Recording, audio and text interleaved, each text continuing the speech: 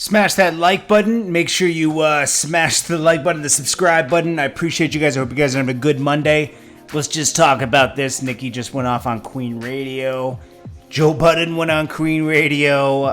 Then somebody, I think T.S. Madison or something, interviewed Nicki Minaj. And it got crazy. I'm not going to have too much of a personal opinion about this. Also, Trina's camp is saying that Nicki Minaj didn't do enough to promote the BAPS record. So let's get into all this. Is all I'm going to talk about right now. Let's just get right into it. So Nicki Minaj did a Queen Radio. She invited Joe Budden on with his team from Joe Budden Podcast. And she addressed that. She said that, like certain things that were said on their podcast. So, she eases into it. Now, this is her platform. And as anybody would do on their platform, they control the narrative. So Nicki controls the narrative here. She overtalks a lot of people because she can. She can cut their mic. She has total control. This is where I see a lot of rappers that, like Drake or something, they're going to control, like when you reach the level of a Nicki Minaj or a Drake, you can control your narrative. And you should. You should protect your brand. It's called protecting your brand. Now, again, I'm not taking any side on this. I'm going to tell you certain instances I thought were a little too much. And, it was a lot of excitement on the internet. Like Nicki Minaj told Joe Budden, how are you going to push the narrative that I didn't know that Cardi was on that record with Motorsport? And how are you going to say that we were going back and forth at each other when I control when I'm on a record with someone or not? So that was addressed. Joe Budden did stand his ground. I'll give him that. Okay. But Nicki, said her piece.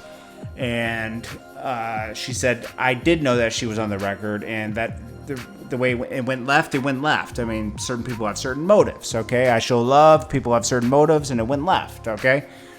Then talked about like pills and stuff like that, and Joe Budden tried to bring that up, saying that because back in the just a year ago, he said Nicki Minaj is probably on something, right? Joe Budden then was Nicki Minaj tore him a new a-hole. Okay, that's what happened. She went off on him.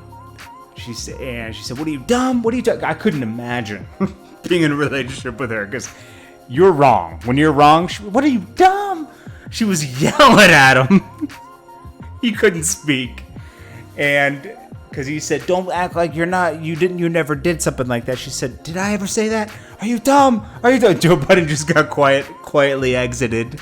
Then they talked about Hot Girl Summer. Joe Budden had said that it was a rollout to pretend to not go on live and everything, that the record was already done. I do believe the record was done. I do possibly believe that Nicki didn't know how to go live with Megan at the same time. That's possible, okay? Or join her live. She's used to adding people to her live. So that's possible.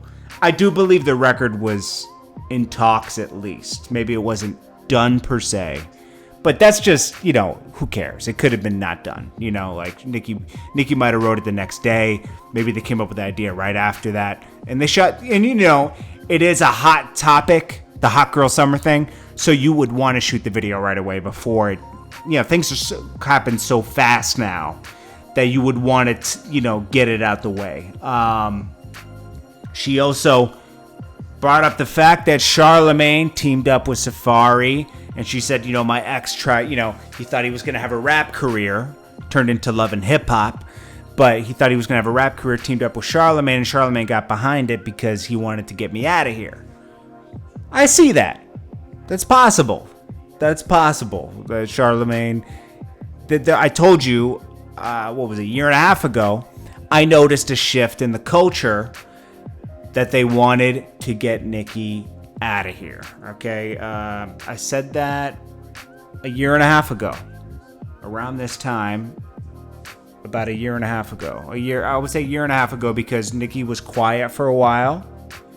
Then she came out with her album, and then people started trying to get her out of here again. But they missed her for a while when she disappeared. I remember right after she did the Little Uzi Vert feature, she disappeared from social media for 3 months. Everybody wanted her back. Then she started gearing up. She dropped an album, and then they started that narrative again. Because when you're on top, sometimes, and you're opinionated, sometimes they want to get you out of here. So I feel like that's what happened around that time. She's right about that. But, things happen. People get mad at each other. People have egos.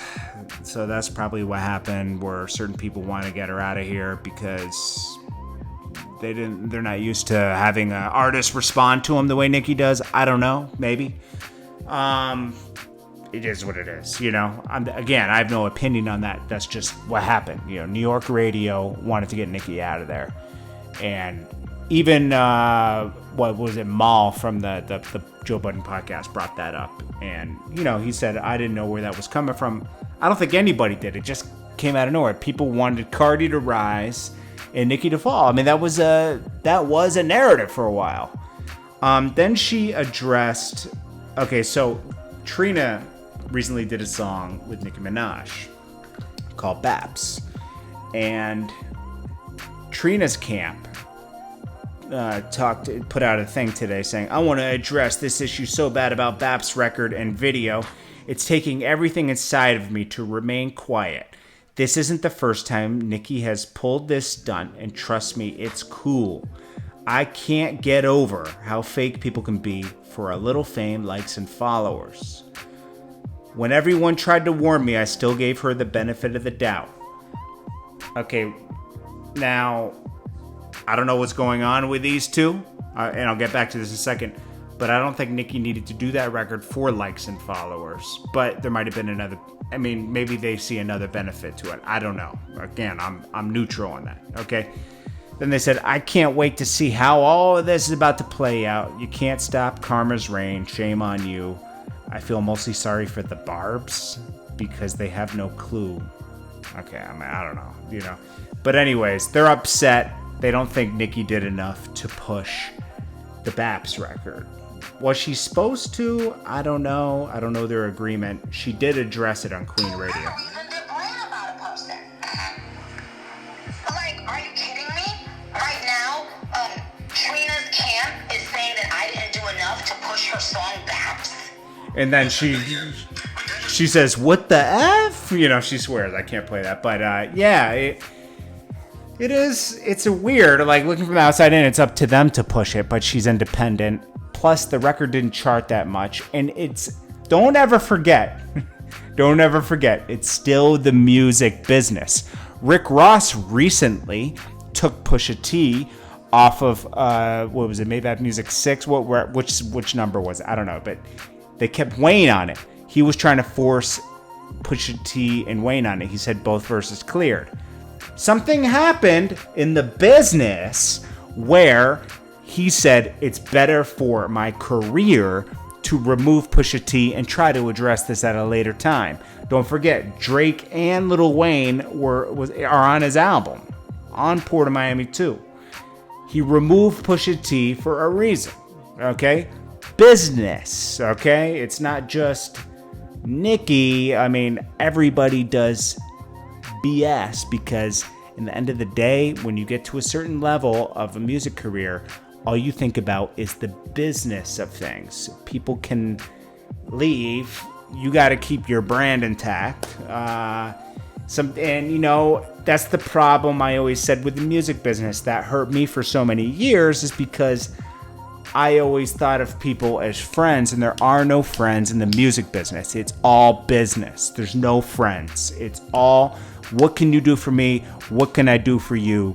And if I had approached things, I'm not trying to live in my past, but if I had approached things like that from 2008 on, I would have been in a better position later, I always thought they got me later, just like T-Pain did.